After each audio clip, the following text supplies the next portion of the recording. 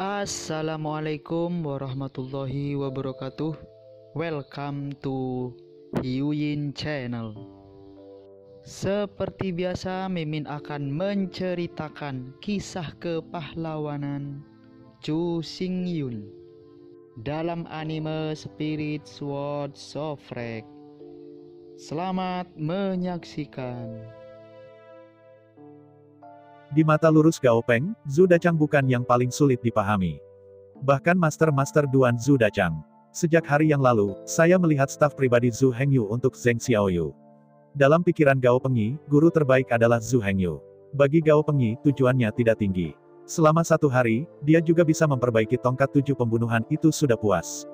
Karena itu, satu-satunya yang dibutuhkan Gao Pengyi adalah pada saat kritis, Zhu Hengyu akan membantunya berkhotbah, mengajar, dan menyelesaikan keraguan.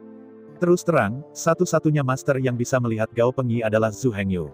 Menghadapi permohonan Gao Pengyi, Zhu Hengyu hanya ragu-ragu sedikit dan mengangguk. Sebagai pengikut, Zhu Hengyu membantu Gao Pengyi begitu saja. Selain itu, Gao Pengyi tidak perlu mengajar dari awal. Selama itu pada saat yang kritis, tidak apa-apa. Itu tidak akan memakan banyak waktu, dan tidak akan menghabiskan banyak energi dan tenaga. Meskipun untuk saat ini, Zhu Hengyu tidak tahu apakah dia bisa melakukan pekerjaan itu. Tetapi bahkan jika itu tidak kompeten, itu sebenarnya bukan apa-apa. Belum terlambat untuk memikirkan cara lain setelah Anda memutuskan bahwa Anda tidak kompeten. Setelah menerima permintaan Gao Pengyi. Selanjutnya, giliran Zheng Xiaoyu. Alasan mengapa Zheng Xiaoyu memilih alkimia. Itu karena mantan tuannya adalah seorang alkemis. Menurut Zheng Xiaoyu, tuannya dapat membuat hingga 6 kelas pengobatan Tiongkok. Ini sudah menjadi alkemis top yang sangat kuat. Tapi pria tua itu telah pamer di depan Zheng Xiaoyu. Ini membuat Zheng Xiaoyu, yang memiliki afinitas sihir yang sangat rendah, membenci giginya. Tetapi dia tidak berdaya saat itu. Dia telah diam-diam mencoba berkali-kali. Tetapi dia bahkan tidak bisa mengumpulkan api sihir, jadi dia berbicara tentang alkimia. Namun, ini benar-benar berbeda sekarang, dan Zheng Xiaoyu sekarang memiliki kedekatan magis untuk Jiu Pin. Apa yang disebut sihir api dapat dengan mudah dipadatkan. Hanya sekarang dia tidak bisa lagi pamer di depan lelaki tua yang sudah mati. Namun, meskipun tuan terakhir Zheng Xiaoyu sangat acuh tak acuh. Namun mengikuti tuannya, Zheng Xiaoyu masih belajar banyak. Dan fang yang tak terhitung jumlahnya dicetak dalam benak Zheng Xiaoyu. Meskipun Zheng Xiaoyu tidak dapat memperbaiki obat mujarab karena afinitas sihir yang rendah. Tetapi dia tidak melakukan apa-apa. Penapisan, penyaringan dan pembersihan tumbuhan sebelum alkimia.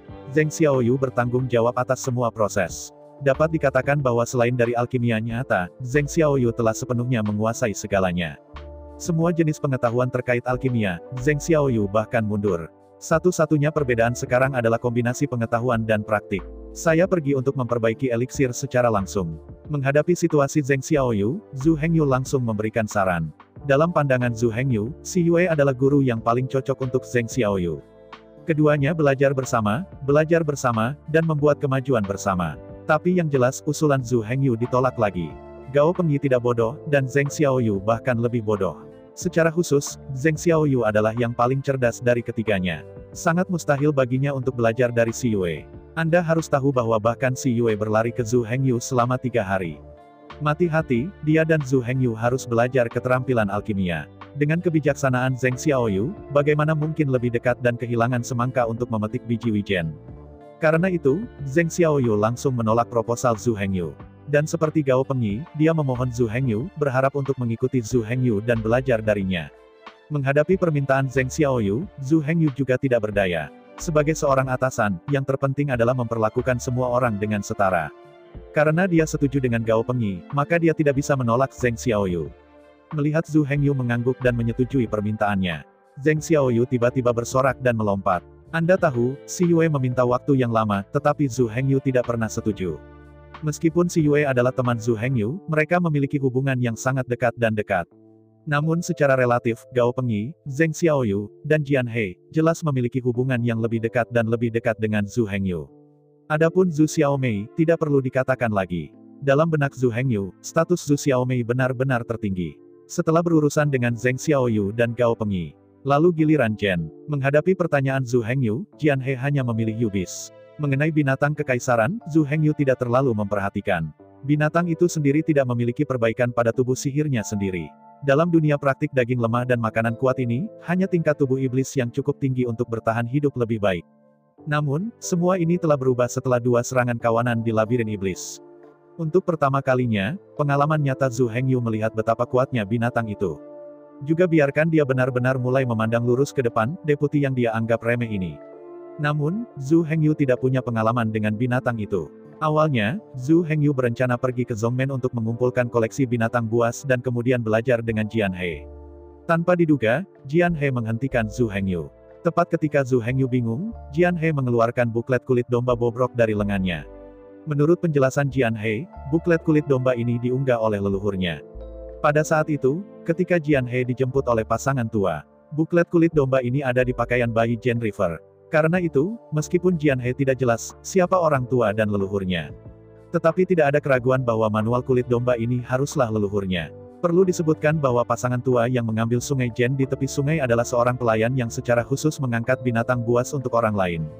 Jen telah bersama mereka sejak kecil dan telah berhubungan dengan semua jenis hewan eksotis.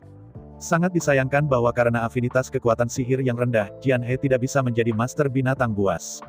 Meskipun binatang buas adalah penguasa Warcraft, wakil ini masih membutuhkan afinitas magis tingkat tinggi.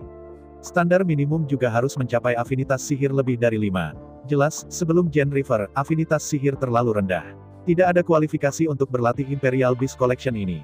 Awalnya, Jian dia sudah siap. Karena dia tidak bisa mengolah, dia akan menyerahkan koleksi binatang kekaisaran ini kepada anak-anaknya. Untungnya, kedekatan magis Sungai Jen sekarang mencapai 9 tingkat. Anda dapat sepenuhnya mempraktikkan cara binatang kekaisaran dicatat dalam manual kulit domba ini. Dalam hal binatang kekaisaran, Zhu Hengyu belum pernah mencobanya. Jadi tidak ada yang perlu ditunjukkan. Tetapi untuk wakil ini, Zhu Hengyu sangat ingin tahu. Oleh karena itu, Zhu Hengyu bermaksud untuk bekerja dengan Jian He untuk mempelajari sutra binatang kekaisaran yang tidak bernama. Setelah penelitian, Zhu Hengyu ditemukan. Binatang buas kerajaan juga merupakan pengetahuan yang sangat mendalam. Berkultivasi ke titik tertinggi, tidak kurang dari alkimia, memasak dan menempa. Menurut catatan, binatang kekaisaran dibudidayakan ke tingkat atas, mampu mengendalikan semua binatang. Dominasi semua binatang buas ini bukan hanya sekelompok tikus atau sekelompok kelelawar. Binatang buas di sini termasuk monster tiran itu, Warcraft, dan bahkan binatang purba. Tentu saja, semua ini harus dimulai dari latihan paling dasar. Pasti mustahil untuk secara langsung mengendalikan binatang buas kuno. Tercatat dalam buku lama kulit domba bahwa beberapa herbivora berdaya rendah perlu dikuasai terlebih dahulu. Metode kontrol juga bervariasi. Tetapi tidak peduli metode mana yang digunakan, itu perlu sedikit. Itu adalah untuk mengumpulkan energi sihir untuk menggerakkan taktik binatang buas untuk mencapai kontrol. Inilah sebabnya mengapa Master Beastmaster membutuhkan afinitas magis. Setelah belajar dengan Jian He, Zhu Hengyu dan Jian He berencana untuk mencoba beberapa binatang kecil. Jika teori tidak bisa digabungkan dengan kenyataan, itu akan selalu menjadi pembicaraan belaka. Jian He, meskipun dia tidak membutuhkan Zhu Hengyu untuk mengajar dan memberikan instruksi. Namun keduanya perlu belajar bersama, dan mengeksplorasi bersama. Setelah mengatur Gao Pengyi, Zheng Xiaoyu, dan Zhu Xiaomei, Zhu Hengyu dan Jian dia meninggalkan Moyang Jianzong sepanjang jalan dan bergegas ke hutan terdekat. Menemukan Warcraft di hutan agak sulit, tetapi menemukan beberapa hewan kecil biasa masih sangat sederhana. Zhu Hengyu dengan cepat menemukan kelinci kecil. Zhu Hengyu mengeluarkan sepotong rumput lembut dan memikat kelinci kecil itu. Kelinci kecil itu tidak takut pada orang, dan melompat dengan rasa ingin tahu. Setelah kelinci kecil memakan rumput yang lembut, Zhu Hengyu dengan hati-hati mengembunkan energi sihirnya. Dengan hati-hati mengendarai taktik binatang buas kekaisaran, mencoba mengendalikan kelinci. Dalam sekejap, lingkaran keemasan perlahan muncul di sekitar kepala kelinci. Di bawah tatapan Zhu Hengyu, aura emas perlahan-lahan tenggelam ke kepala kelinci kecil itu. Setelah kelinci kecil itu merasakan erosi energi sihir, kepalanya hancur. Dengan suara serak kecil, aura emas tiba-tiba pecah. Jelas, kali ini binatang kekaisaran gagal. Dengan kegagalan Yubis, kelinci kecil yang lucu itu dengan cepat lolos dari kendali Zhu Hengyu dan melompat ke kedalaman hutan. Zhu Hengyu berpikir dia akan segera berhasil. Tanpa diduga, itu gagal pada saat terakhir. Melihat penampilan canggung Zhu Hengyu, Jian He menggelengkan kepalanya dan tertawa. The Imperial Beast terlihat sederhana, tetapi pada kenyataannya, itu tidak sederhana sama sekali. Keduanya melanjutkan. Segera, dengan bantuan Zhu Hengyu, Jian He menangkap tupai kecil. Sejak awal memo itu, Jen River telah dengan semua jenis Warcraft, monster dan binatang buas siang dan malam. Tidak ada yang memahami kebiasaan binatang buas ini lebih baik dari Jen River. Dengan lembut membelai tupai kecil di telapak tangannya, jari-jari Jian He bergelombang seperti gelombang. Pada saat yang sama, Jen membuka bibirnya dan membuat kicauan yang jelas. Rasakan sentuhan lembut Jen River. Mendengarkan suara Jen River yang sangat manis. Tupai kecil itu menyipitkan matanya, mabuk. Tepat ketika tupai kecil itu sangat menikmati, Jian He mencubit dengan jari kirinya, dan trik binatang diluncurkan langsung. Di bawah arloji Zhu Hengyu, aura emas tenggelam dalam diam ke kepala tupai. Saat berikutnya, tupai kecil itu memberikan kejutan ringan. Dalam sekejap Jian He mengendalikan tupai kecil. Zhu Hengyu menatap Jian He dengan heran. Dia mencobanya sekarang, dan pada dasarnya mustahil mengendalikan seekor binatang kecil sekaligus. Tapi Jian He melakukannya dengan mudah. Dia menyaksikan Sungai Jen melakukan beberapa teknik binatang itu secara berurutan. Dan setiap saat, Jian He sukses. Tiba-tiba, dagunya yang terkejut Zhu Hengyu hampir jatuh. Zhu Hengyu yang tidak percaya kemudian mencoba berkali-kali. Tetapi dia tidak berhasil sekali. Akhirnya, Zhu Hengyu hanya bisa diam-diam mengatakan abnormal di dalam hatinya. Belakangan, Zhu Hengyu hanya bisa menghela nafas tak berdaya. Dia pikir dia akan bisa dekat dengan Sungai Jen dengan kekuatan sihir yang tak terbatas. Tetapi kenyataannya sangat kejam. Zhu Hengyu mencoba banyak hal yang tidak dapat dilakukan berkali-kali. Jian He santai dan bisa melakukannya dengan mudah. Dan hal yang paling membuat frustrasi tentang Zhu Hengyu adalah bahwa ini bukan keberuntungan. Karena Jian dia bisa sukses setiap saat. Yang disebut profesi teknis memiliki spesialisasi. Akumulasi Sungai Jen selama bertahun-tahun jelas tidak sia-sia. Dan Zhu Hengyu jelas tidak memiliki bakat dalam hal binatang buas kekaisaran. Tidak ada pengalaman dan pengalaman. Di jalan binatang kekaisaran, Zhu Hengyu tidak lagi seperti alkimia dan penempaan. Punya insting ajaib. Bagi Zhu Hengyu, cara binatang buas kekaisaran ini hanyalah pemula. Setelah beberapa pengujian, Zhu Hengyu mempelajari binatang itu sendiri. Jian He datang sesekali untuk belajar dan berkomunikasi, bahkan untuk mengajar dan memberikan beberapa tips dan pengalaman. Pada akhirnya, Zhu Hengyu hanya bisa menghela nafas di langit dan menerima kenyataan ini tanpa daya. Untuk pertama kalinya sejak kesadaran, Zhu Hengyu menemukan sesuatu yang tidak ia kuasai. Selain binatang kekaisaran, Zhu Hengyu ada di kendo, alkimia, penempaan, dan bahkan memasak. Mereka semua memiliki bakat dan kemampuan yang jauh lebih unggul dari yang lain. Tapi satu-satunya cara untuk menjaga binatang itu, tetapi dia sangat aneh, sama sekali tanpa bakat dan bakat. Terutama dibandingkan dengan Sungai Jen, itu jauh dari dunia, dan itu seperti awan. Pada periode berikut, Zhu Hengyu sesekali menunjuk Zhu Xiaomei, Zheng Xiaoyu dan Gao Pengyi, dan meminta saran kepada Jian He. Sisa waktu adalah persiapan untuk pra-perang. Medan perang akan segera pergi, dan persiapan sebelum perang sangat penting. Yang disebut persiapan pra-perang dibagi menjadi 4 bagian. Eliksir, senjata, baju besi, dan makanan. Ramuan di sini terutama mengacu pada ramuan yang digunakan untuk menyembuhkan luka dan menambah energi sihir. Adapun senjata, Zhu Hengyu siap untuk semua orang. Selain senjata dan abadi, armor juga harus dimiliki di medan perang. Pedang yang disebut tidak memiliki mata, belum lagi pedang musuh. Di medan perang, tidak mungkin untuk mempertahankan keadaan konsentrasi tinggi semangat untuk waktu yang lama. Sekali kelalaian Anda bisa kehilangan nyawa. Pada saat ini, peran baju besi tercermin. Baju besi yang baik dapat menyelamatkan nyawa pada saat kritis. Dalam pertempuran normal, Anda juga dapat meminimalkan kerusakan musuh. Karena itu, armor juga sangat diperlukan, harus dimiliki di medan perang. Armor prajurit yang disebut sangat diperlukan. Akhirnya, makanan. Seperti pepatah lama, tentara dan kuda belum bergerak, dan biji-bijian dan rumput pergi dulu. Ini menunjukkan pentingnya makanan untuk pertempuran. Tapi secara relatif, ada 2 koki di tim mereka. Jadi mereka tentu tidak akan khawatir tentang makanan. Adapun obat yang tersisa, Zhu Hengyu memutuskan untuk memperbaikinya sendiri. Zhu Hengyu pertama kali membeli beberapa bahan. Kali ini Zhu Hengyu bermaksud untuk memperbaiki beberapa obat mujarab tingkat ketiga. Namun, itu masih terutama didasarkan pada obat tingkat 2. Lagi pula, di antara seluruh tim, hanya tubuh Zhu Hengyu yang mencapai tahap ke-30.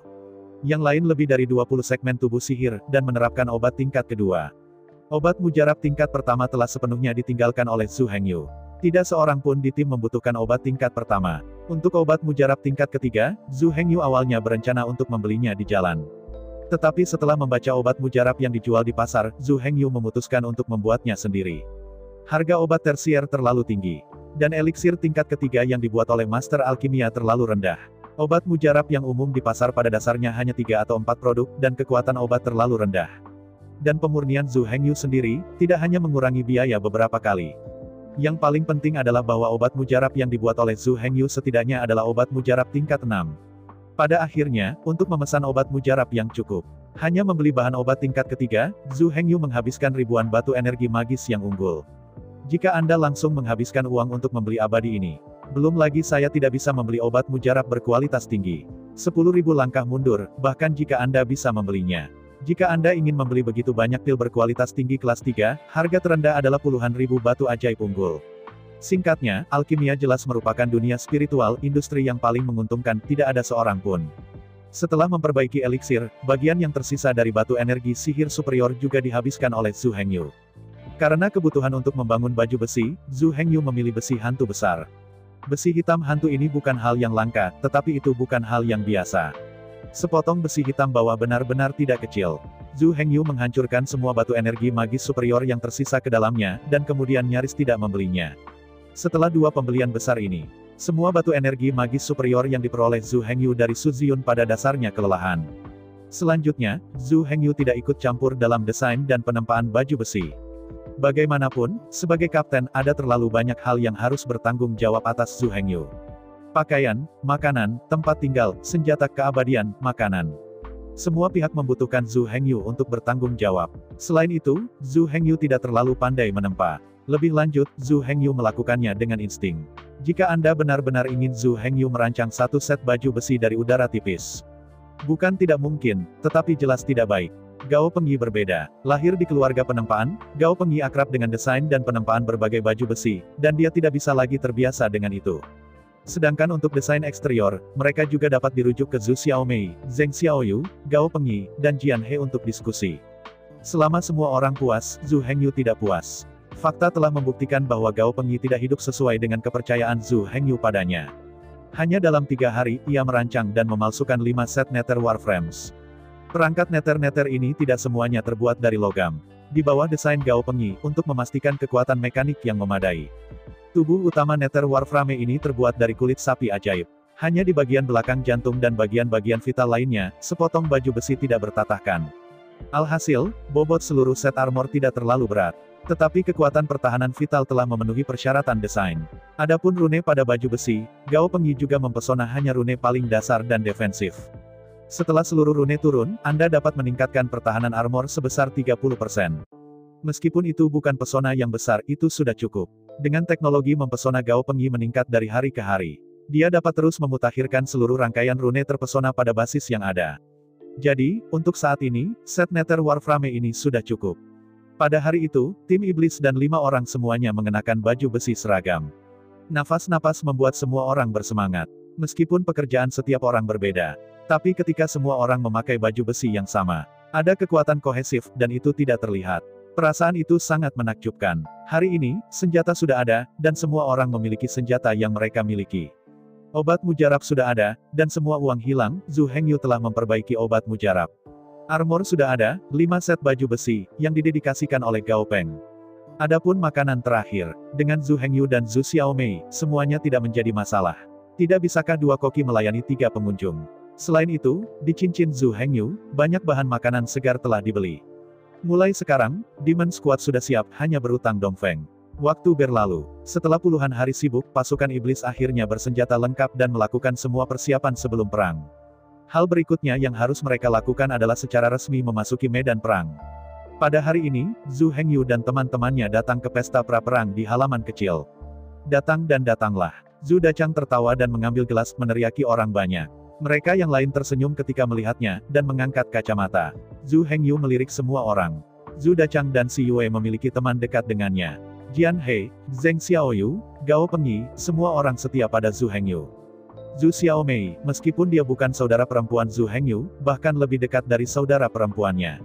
Perjalanan ke medan perang ini penuh dengan krisis. Pedang tidak memiliki mata, situasinya berubah dengan cepat. Tidak ada seorang pun di medan perang yang tahu apa yang akan terjadi selanjutnya. Zhu Hengyu tidak ingin ada dari mereka mengalami kecelakaan. Tapi medan perang itu kejam, dan tidak ada yang tahu apa nasibnya. Perjalanan ke medan perang ini sangat berbahaya, jadi berhati-hatilah. Aku tidak akan mengatakan apapun. Keringkan segelas anggur ini dan ucapkan semoga kita kembali, dan kemudian datang ke halaman kecilku untuk bersenang-senang. Persetan. Setelah selesai berbicara, Zhu Hengyu minum anggur dalam gelas sekaligus. Setelah itu, semua orang mengikuti Zhu Hengyu dan minum segelas anggur yang mengandung berbagai emosi kompleks. Setelah semua orang mabuk, mereka mulai mendapatkan cara mereka sendiri. 3 gadis Zhu Xiaomei, Si Yue dan Zheng Xiaoyu berkumpul dan membisikkan beberapa kata di antara gadis-gadis itu. Zhu Dachang dan Gao Pengyi berteriak keras dan segelas anggur masuk ke perut mereka. Volume anggur Zhu Dachang jauh lebih baik dari sebelumnya, tetapi dia masih yang paling tidak minum di antara mereka. Segera setelah itu, Zhu Dachang menjadi mabuk. Ayo, Heng Yu, Jian He. Ayo kita lakukan. Zhu Dachang memeluk bahu Zhu Hengyu dan memandang Jen Heko dengan ekspresi tidak jelas. Zhu Hengyu tidak menolak dan mengikuti Zhu Dachang untuk mengangkat gelasnya dan menelannya. Dan Jian He ingin mengatakan sesuatu, tapi Gao Pengyi langsung mengambil gelas anggurnya dan menuangkannya ke mulutnya. Minumlah. Kamu tidak bisa minum seperti itu di medan perang. Zhu Hengyu menatap Jian He yang tercekik dan berkata sambil tersenyum. Oleh Gao Pengyi, Jian He juga melepaskannya. Ayo, anakmu, lihat aku tidak mabuk hari ini. Jian He berbicara, menuangkan anggur untuk dirinya sendiri dan Gao Pengyi. Oke, aku ingin melihat apakah anakmu memiliki keterampilan itu. Gao Pengyi tertawa, mengambil gelas dan meminumnya. Jian He di sisi lain juga tidak menunjukkan kelemahan, diikuti oleh minuman. Tunggu aku. Semangat itu, bagaimana mungkin Zhu Dachang menjadi kurang? Melihat bahwa baik Jian He dan Gao Pengyi selesai minum, Zhu Dachang juga mengangkat gelasnya dan mengikuti. Hanya saja minumannya terlalu ganas, dan Zhu Dachang tersedak. Kemudian Zhu Dachang terbatuk-batuk, dan air mata serta ingus menyatu. Melihat penampilan lucu Zhu Dachang, Zhu Hengyu dan Gao Pengyi dan Jian He tertawa. Tertarik oleh suara itu, tiga wanita yang berbisik di sebelah mereka semua memandang. Setelah menemukan penampilan Zhu Dachang, mereka juga terkekeh setelah menutup mulut mereka. Zhu Dachang tidak peduli, tetapi setelah batuk, dia tertawa dengan semua orang. Malam ini semua orang mabuk dan mabuk, semua orang menghargai saat-saat tenang yang terakhir. Pada saat ini, Moyang Jianzong berada di sebuah rumah mewah. Su Ziun menundukkan kepalanya dalam kabut. Pada saat ini, seorang pelayan dekat berbisik di telinganya. Tuan, semuanya diatur. Setelah mendengar laporan dari petugas, Su Ziun mengangguk, dan kabutnya terlihat jauh lebih baik. Zhu Hengyu, aku tahu apakah kamu mampu membeli hadiahku kali ini. Kemudian petugas itu mundur, dan Su Ziun akhirnya memulihkan penampilan acuh tak acuh yang biasa. 3 hari kemudian, di atas kuadrat Demon Sword Sect, kepala memandang 45 orang di depannya dengan wajah serius. 45 orang ini adalah pasukan yang dipimpin oleh 9 kapten yang diputuskan oleh domba sihir. 9 kapten berdiri di depan. Anggota tim berdiri di belakang kapten masing-masing. Pada saat ini semua orang memandang kepala dengan wajah serius. Melihat 45 orang, kepala mengangguk puas. Pertama-tama, terima kasih atas kesediaanmu untuk membuat kontribusi yang sangat besar untuk domba iblis. Di atas medan perang, tingkat kematian terlalu tinggi, dan mereka yang bersedia untuk bergegas ke medan perang akan dihormati. Setelah berbicara ini, kepala itu berhenti dan melanjutkan. Aku tidak akan mengatakan lebih dari itu. Aku akan memberitahumu lebih dulu mengapa ada perang ini. Ini adalah pertempuran panjang yang terjalin selama miliaran tahun. Mulai dari zaman kuno, itu berlanjut hingga sekarang. Kekuatan perang hanya memiliki 2 pihak. Salah satunya adalah keluarga iblis domba yang menempati kepulauan iblis domba. Sisi lain adalah keluarga ular laut yang hidup di lautan di sekitar kepulauan domba ajaib. Suku Hai adalah ras yang hidup di lautan. Seperti suku setan, suku Hai adalah nama kolektif. Namun, ras ini tidak ada hubungannya dengan domba iblis. Karena tinggal di sekitar pulau-pulau domba ajaib adalah sekelompok ular laut. Penyebab perang itu sederhana. Hati bukan keluargaku harus berbeda, bagaimana bisa seseorang membiarkan seseorang mendengkur di samping sofa. Perang antara kedua ras baru saja dimulai. Tapi kali ini kamu tidak harus pergi ke garis depan. Sekarang kamu masih butuh pengalaman. Setelah kepala selesai menjelaskan penyebab perang, maka Feng Feng berkata, semua orang yang hadir tahu apa yang harus dilakukan saat ini. Jadi mereka tidak menunjukkan rasa ingin tahu. Setelah melirik semua orang, kepalanya melanjutkan. Selanjutnya aku akan berbicara tentang misimu kali ini. Sebagai rekrutan baru di medan perang. Tugasnya tidak terlalu berat. Selama Anda membantu beberapa desa dari klan iblis, tahan serangan klan ular laut. Namun secara sederhana, tidak sesederhana itu. Mereka dihadapkan dengan sekelompok penjajah yang lapar dan tidak sabar. Karena pada saat ini tahun, akan ada pertempuran yang disebut Ocean Disaster. Musim ini tahun adalah musim bagi ular laut untuk bertelur. Untuk mempersiapkan menjadi ibu, ular laut membutuhkan banyak darah. Hanya jika darah yang dikonsumsi cukup, ular laut akan memiliki energi yang cukup untuk melahirkan keturunannya. Bukan hanya untuk iblis domba. Bahkan, mangsa ular laut termasuk semua monster dan Warcraft. Semua makhluk hidup di darat adalah sasaran perburuan mereka. Untuk mengumpulkan energi yang cukup, keluarga ular laut akan menjadi sangat gila. Namun, sebagai rekrutan baru, mereka tidak perlu menghadapi serangan gila dari ular laut. Setiap desa akan memiliki tembok kota untuk menahan serangan ular laut. Yang harus dilakukan adalah merekrut orang-orang desa dan membantu penduduk desa melawan penjarahan musuh asing. Dibandingkan dengan garis depan yang sebenarnya, perang yang sangat kejam ini hanya pelatihan merekrut. Namun demikian, itu sangat berbahaya. Jika kamu ingin berhenti sekarang, berdiri. Kepala berteriak tajam ke arah kerumunan. Hanya saja tidak ada yang bicara, dan tidak ada yang bergerak. Hanya ada dua orang yang bisa berdiri di sini. Yang pertama adalah orang-orang yang memiliki ambisi besar. Seperti Zhu Hengyu dan Su Ziyun. Tugas mereka adalah mengumpulkan kekuatan perang di medan perang untuk mewujudkan cita-cita dan ambisi mereka. Orang-orang seperti itu umumnya adalah kapten. Ada orang lain yang tidak takut hidup dan mati. Mereka sangat acuh tak acuh terhadap hidup dan mati. Alasan mereka menginjakkan kaki di medan perang adalah untuk menantang diri mereka sendiri dan melampaui batas mereka. Melalui pertempuran sengit, terus-menerus mengasah diri sendiri dan membuat diri Anda lebih kuat dan lebih kuat. Orang-orang seperti itu umumnya adalah mereka yang berada di belakang. Melihat tidak ada yang merespons, kepala mengangguk puas, menunjukkan senyum ramah. Karena aku tidak pergi, mulai sekarang, siapapun yang mundur dan ingin meninggalkan medan perang akan diperlakukan sebagai desertir. Di antara sekte pedang iblis, pembelot dari medan perang dan pemberontakan Zongmen adalah tanggung jawab yang dapat disalahkan dan merupakan yang terberat. Tidak hanya untuk terhubung dengan Nine Clan, tetapi juga dipukuli sampai Solvay bubar. Melihat wajah semua orang yang tegas, kepala itu mengangguk lagi dan melanjutkan. Oke, aku sudah selesai membicarakan segalanya. Segera mulai mengalokasikan desa yang ingin kamu lindungi. Setelah kepala berbicara, dia melangkah ke samping. Pada saat ini, Penatua Wang dari Aula Penegakan Hukum melangkah maju dan mengingat nama tim dan desa yang harus dijaga. Tim Su Ziyun bertanggung jawab untuk menjaga desa Kangjian. Tim Su Ziyun tidak mengambil nama seperti Zhu Hengyu, tetapi langsung menggunakan nama Su Ziyun. Setelah Su Ziyun, semua orang diberi nama dan ditugaskan desa untuk dijaga. Tidak sampai yang terakhir bahwa nama tim Zhu Hengyu diucapkan. Regu Setan Regu, bertanggung jawab untuk menjaga desa Anping. Setelah mendengar nama desa Anping, Zhu Hengyu mengerutkan kening. Jauh sebelum datang ke sini, Zhu Hengyu telah menghafal nama-nama daerah, pulau dan desa di sekitar Pulau Wayang. Mendengar nama desa Anping saat ini, wajah Zhu Hengyu tiba-tiba suram.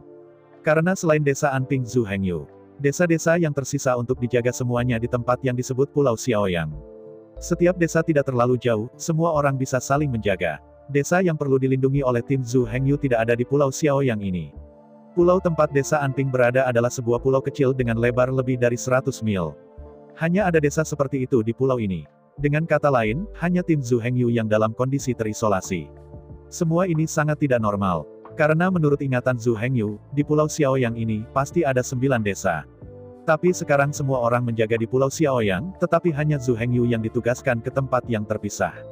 Zhu Hengyu pasti tidak akan percaya jika tidak ada yang berminyak. Dan Zhu Hengyu juga dengan mudah menebak siapa yang ada di dalamnya. Memikirkan hal ini, Zhu Hengyu memandang Su Ziyun tidak jauh. Pada saat ini, Su Ziyun juga menatapnya dengan senyum di wajahnya. Dan Su Ziyun juga mengucapkan kata hadiah besar kepada Zhu Hengyu. Zhu Hengyu tampak biru pucat. Jika satu-satunya hal adalah menjaga desa, Zhu Hengyu tidak tahu. Dengan kekuatan pasukan mereka terlalu sederhana untuk mempertahankan desa, bahkan di desa Anping yang terisolasi. Tetapi kenyataannya tidak seperti ini. Apa yang perlu mereka lakukan untuk percobaan perekrutan ini bukan untuk menghitung berapa banyak musuh yang terbunuh, tetapi untuk melihat berapa banyak penduduk desa yang dapat mereka lindungi. Setiap kali mereka menjaga penduduk desa, mereka bisa mendapatkan perang kecil. Dengan cara yang sama, setiap kali seorang penduduk desa meninggal, daya tempur mereka akan berkurang sedikit. Desa Anping yang terisolasi dan tak berdaya pasti akan diserang dengan kuat. Bahkan jika Anda bisa menahannya, akan ada banyak kematian dan cedera. Pulau Xiaoyang berbeda. Desa-desa saling bertanduk satu sama lain, membentuk perwalian bersama, dan serangan ular laut tidak akan terkonsentrasi di desa-desa ini. Bahkan ular laut ini akan menyerang Pulau Xiaoyang. Namun, desa Anping yang terisolasi pasti akan diserang, dan tanpa kecelakaan itu juga akan menjadi target serangan utama. Hal seperti itu, tentu saja, Zhu Hengyu tidak akan menderita kerugian bodoh. Jadi dia bersiap untuk protes keras. Tetapi ketika Zhu Hengyu ingin berbicara, seseorang yang memimpin. Aku melamar untuk pertukaran dengan Zhu Hengyu, aku akan pergi ke desa Anping. Semua orang terkejut, Zhu Hengyu juga menoleh untuk melihat masa lalu.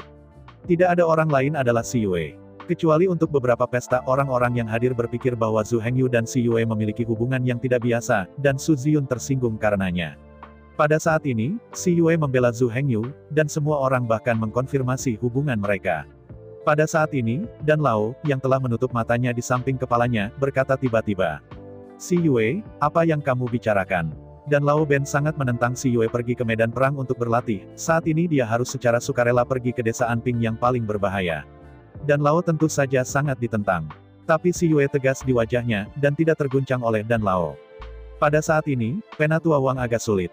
Dia menerima suap Su Ziyun dan tentu saja ingin mempermalukan Zhu Hengyu. Tapi sekarang Si Yue menendang dengan cara ini, dan Lao berdiri. Zhu Hengyu tidak mengatakan apa-apa, dan Si Yue bersikeras untuk pergi. Jika Penatua Wang menyetujui usulan Si Yue, itu pasti akan menyinggung Dan Lao sepenuhnya. Harus dipahami bahwa Dan Lao juga salah satu dari 5 penatua.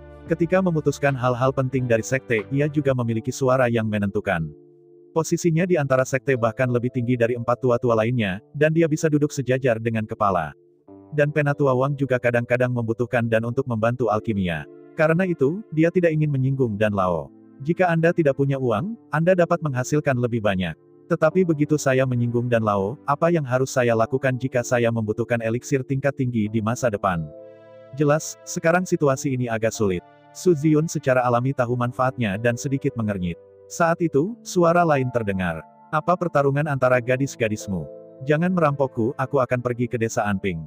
Ketika komentar ini keluar, semua orang terkejut lagi. Kapan desa Anping ini menjadi tempat yang dicari? Semua orang bingung. Apa yang menyenangkan adalah anakmu. Kata-kata Zhu Dachang baru saja jatuh, dan Tuan Duan di samping Dan Lao juga berbicara.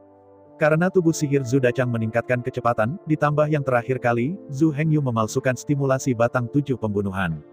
Zhu Dachang akhir-akhir ini, menikmati penempaan setiap hari, sekarang cukup memuaskan. Dan karena ini, ia telah secara resmi diterima sebagai murid pribadi oleh Guru Duan. Zhu Dachang akan pergi ke medan perang, dan Tuan Duan sangat menentangnya. Tapi dia tahu temperamen Zhu Dachang, dan keberatannya jelas tidak berguna, jadi dia datang ke sini. Kenyataannya, masalah sepele semacam ini bagi rekrutmen tidak mengharuskan mereka muncul sendiri. Pada tahun-tahun sebelumnya, hanya ada Penatua Wang, setelah mengumumkannya, dia mengirim orang-orang pergi. Tetapi kali ini, karena personel khusus yang terlibat, mereka menarik kepala dan 2 tetua. Kepala itu datang secara alami untuk Su Ziyun. Dan Lao serta Tuan Duan datang untuk kedua murid mereka. Yang mereka khawatirkan adalah kecelakaan saat menugaskan desa penjaga. Saya tidak pernah berpikir bahwa ada kecelakaan pada akhirnya. Menonton Guru Duan juga berdiri, wajah Penatua Wang hitam. Baru-baru ini, dia mencari Master Duan untuk membantu memperbaiki prajurit sihir tingkat tinggi, jika Zhu Dachang sekarang pergi ke desa Anping.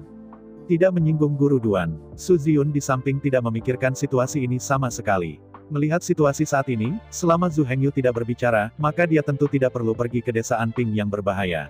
Si Yue dan Zhu Dachang menjelaskan bahwa mereka ingin melindungi Zhu Hengyu.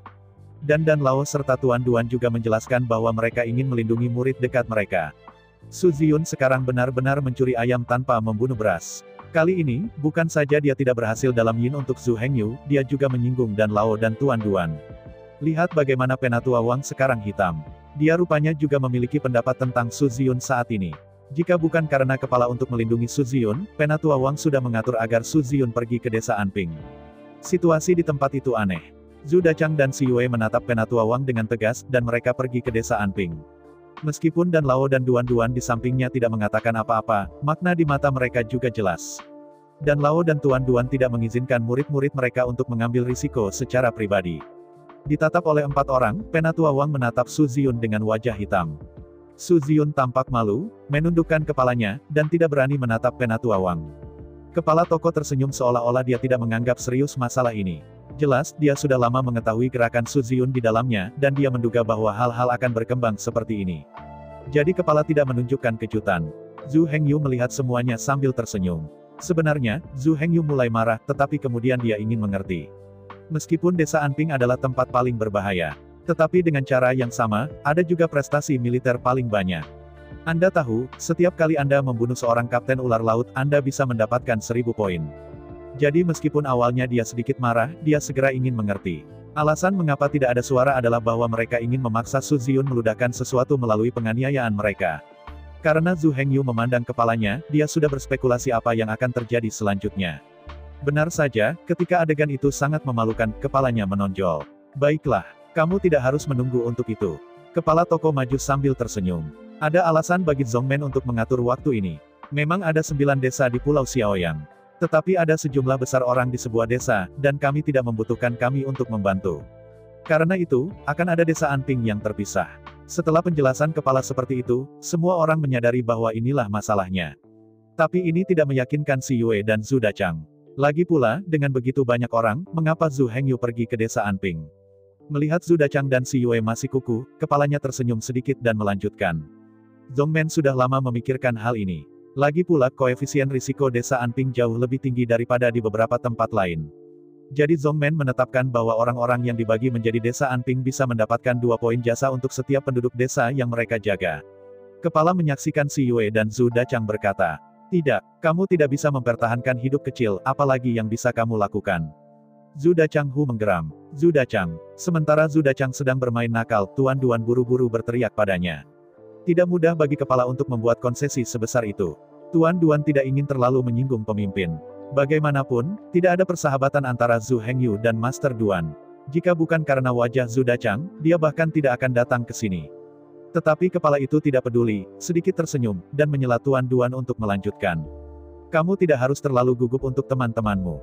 Yang paling penting adalah kamu belum mendengar pendapatnya. Berbicara, kepala memandang Zhu Hengyu. Pada saat ini, Zhu Hengyu juga menatap kepalanya dengan senyum di wajahnya. Melihat ekspresi bertanya di kepala, Zhu Hengyu tersenyum sedikit dan berkata dengan ringan. Bagaimana kamu mendapatkan pertempuran 5 poin untuk mempertahankan penduduk desa? Ketika kepala mendengar, wajahnya suram. Dia tidak berharap bahwa peran sekecil Zhu Hengyu akan berani tawar-menawar dengannya. Tapi kemudian kepalanya pulih, masih tersenyum. Desa Anping memang berbahaya. Tapi 5 terlalu banyak. Bagaimana kalau 3 poin? Meskipun kepala-kepala memandang Zhu Hengyu dengan senyum di wajahnya saat ini, matanya bersinar dengan dingin. Alasan mengapa Tuan akan berkompromi sebenarnya sangat sederhana. Dalam pandangannya, kepergian Zhu Hengyu ke desa Anping hanya akan menemui jalan buntu. Belum lagi jam 5, bahkan jika itu jam 10 untuk setiap penduduk desa. Selama Zhu Hengyu meninggal di medan perang, manfaat pertempuran itu secara alami akan hilang. Tetapi di permukaan, kepala tim tentu tidak akan mengatakan itu. Lagi pula, sudah ada banyak poin prestasi, ia takut pada orang yang memiliki tekad untuk mati dan ingin berjudi. Jadi kepala tim menekan poin pertempuran menjadi 3 poin. Ini akan membuat Si Yue dan Zhu Dachang terdiam. Itu juga bisa memuaskan Dan Lao dan Master Duan. Apalagi Zhu Hengyu juga bisa melihat ketulusannya. Seperti kata pepatah, jika ada yang salah, pasti ada iblis. Jika Tuan benar-benar menyetujui 5 poin jasa, Zhu Hengyu mungkin tidak pergi. Di sisi lain, mengapa Zhu Hengyu berani tawar-menawar dengan kepalanya, sebenarnya sangat sederhana. Karena dia tahu bahwa orang yang mengaturnya untuk Anping pasti Su Ziyun. Jika kepala ingin memuluskan masalah untuk Su Ziyun, dia secara alami akan setuju dengan permintaannya. Kalau tidak, jika Zhu Hengyu tidak setuju, masalah ini akan sulit. Dalam hal ini, orang yang cerdas dapat melihat bahwa itu berminyak. Kata-kata yang diucapkan oleh kepala menipu anak berusia 3 tahun. Selama Anda bertanya sedikit, Anda bisa tahu apa yang sedang terjadi di Pulau Xiaoyang. Faktanya, desa itu hanya sedikit lebih dari 3 atau 500 orang lebih dari populasi 8 desa lainnya. Kesenjangan ini benar-benar tidak besar. Untuk merayu Zhu Hengyu ke desa Anping, dia pasti akan tawar-menawar dengannya. Apa yang Zhu Hengyu inginkan sebenarnya adalah 3 poin jasa untuk setiap warga desa. Dia juga tahu bahwa eksploitasi 5 poin itu tidak mungkin. Jadi setelah pemimpin itu mengatakan 3 poin jasa, senyum Zhu Hengyu bahkan lebih cerah. Terima kasih. Zhu Hengyu mengangkat tangan ke kepala dan berkata dengan gembira. Oke, itu saja untuk sekarang. Pemimpin dengan cepat bertepuk tangan, takut Zhu Hengyu akan menyesalinya. Bagaimanapun, hal ini benar-benar memalukan. Murid-murid kepala meneruskan murid-murid mereka dan menunjuk pengganti berikutnya, mereka bahkan menghitung murid-murid mereka sendiri. Ini membuat kepala sangat marah. Jika bukan karena keterikatan Zhu Hengyu yang tidak semestinya. Begitu keadaan bertambah buruk, bos tidak akan datang ke Taiwan. Setelah masalah selesai, kepala menatap Zhu Hengyu dengan hati-hati, lalu berhenti berbicara dan berbalik. Zhu Dachang dan Si Yue melihat Zhu Hengyu setuju, jadi tidak baik untuk mengatakan apapun. Melihat situasi ini, Guru Duan dan Dan Lao juga pergi. Hanya Penatua Wang, yang memimpin sidang rekrutmen, yang tersisa. Segalanya telah hilang, dan ekspresi Penatua Wang telah pulih. Oke, kalian semua kembali dan berkemas. Kamu akan tiba di dermaga Zhongmen sebentar, dan akan ada perahu untuk membawamu ke desa yang ingin kamu lindungi. Setelah berbicara, Penatua Wang tidak tinggal banyak dan langsung berbalik untuk pergi. Saat ini hanya ada 9 tim yang tersisa di lapangan. Segera 3 tim pergi dan mulai berkemas. Ada 6 tim yang tersisa di lapangan. Ke-6 tim dibagi menjadi 2 kubu. Di satu sisi ada 3 tim yang dipimpin oleh Zhu Hengyu, Zhu Dachang dan Si Yue. Anggota tim Zhu Dachang dan Si Yue adalah tuan mereka, dan mereka dipilih dengan cermat untuk mereka. Semua dari mereka adalah yang terbaik di generasi muda. 3 tim di sisi lain dipimpin oleh Su Ziyun. Para kapten kedua tim besar itu, dengan alis rendah dan wajah tersanjung terhadap Su Ziyun. Jelas, mereka semua adalah pelayan Su Ziyun. Su Ziyun menatap Zhu Hengyu dengan senyum di wajahnya. Meskipun ada banyak tikungan dan belokan, tetapi pada akhirnya itu sama dengan Su Ziyun awalnya diatur. Zhu Hengyu pergi ke desa Anping. Selama Zhu Hengyu pergi ke sana, di mata Su Ziyun, Zhu Hengyu tidak akan melakukan apapun. Jangan mengatakan apa-apa tentang manfaatnya, itu baik untuk dapat mempertahankan hidup kecil. Jadi Su Ziyun tertawa begitu cemerlang. Zhu Hengyu juga tersenyum dan menatap Su Ziyun. Jelas, Zhu Hengyu tampaknya telah melihat sejumlah besar eksploitasi militer dan melambai padanya. Jadi, pada saat ini, keduanya dalam suasana hati yang baik. Saudaraku Su, hadiahmu sangat kaya. Zhu Hengyu melangkah maju sambil tersenyum dan berkata kepada Su Ziyun. Kakak Zhu tidak harus seperti ini, hanya hati kecil, bukan hadiah. Su hanya berharap Brother Su akan pulang dengan selamat, sehingga kita bisa bersenang-senang dengan anggur. Su Ziyun tersenyum di seluruh wajahnya dan berkata kepada Zhu Hengyu. Setelah Su Ziyun selesai berbicara, para pelayan di sekelilingnya mengarahkan mata simpatik pada Zhu Hengyu. Karena Su Ziyun tidak pernah minum. Begitu dia berkata kepada siapa dia ingin berbicara tentang anggur, dia akan pergi semua untuk menargetkan satu sama lain.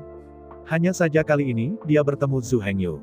Siapa yang bisa tertawa sampai akhir benar-benar belum tentu. Zhu Hengyu dan Su Ziyun keduanya tertawa dan menjadi lebih bahagia, dan bahkan ketika mereka akhirnya berpisah, mereka berpelukan dengan antusias.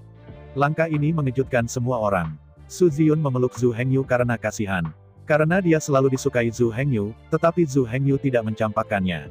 Kalau bukan karena Zhu Hengyu yang benar-benar mengancam Su Ziyun tidak akan begitu ditargetkan padanya, tetapi akan menemukan cara untuk membawanya di bawah komandonya.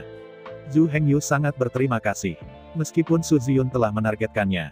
Namun, setiap kali dia membidik, dia membiarkan Zhu Hengyu mendapatkan banyak hal. Meskipun dia tidak bisa mengatakannya, Zhu Hengyu benar-benar ingin berterima kasih padanya. Karena situasi khusus ini, kedua musuh sebenarnya berpelukan bersama. Di bawah mata semua orang yang terkejut, keduanya berbalik dan berjalan ke arah yang berbeda. Dalam perjalanan kembali, Zhu Dachang memandang Zhu Hengyu dengan ekspresi kagum dan memberinya acungan jempol. Saudaraku, kamu luar biasa. Berani tawar-menawar dengan kepala. Zhu Hengyu tersenyum sedikit dan melambaikan tangannya.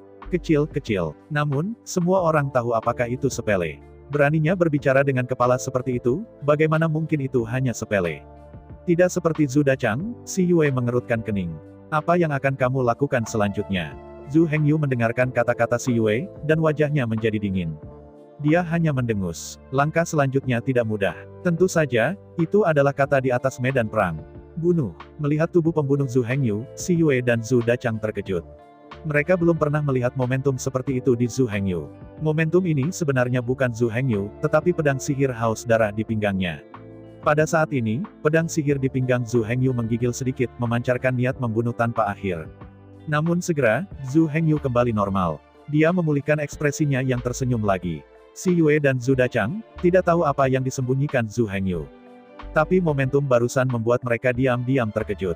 Tapi sebaliknya, Zhu Hengyu bisa memiliki momentum seperti itu, dan si Yue dan Zhu Dachang tidak lagi mengkhawatirkannya. Setelah beberapa kata salam, ketiganya berpisah dan kembali untuk memilah tas mereka. Tapi Zhu Hengyu tidak membutuhkannya. Semua kopernya telah dibawa ke cincin dimensi olehnya. Di perjalanan ini kembali,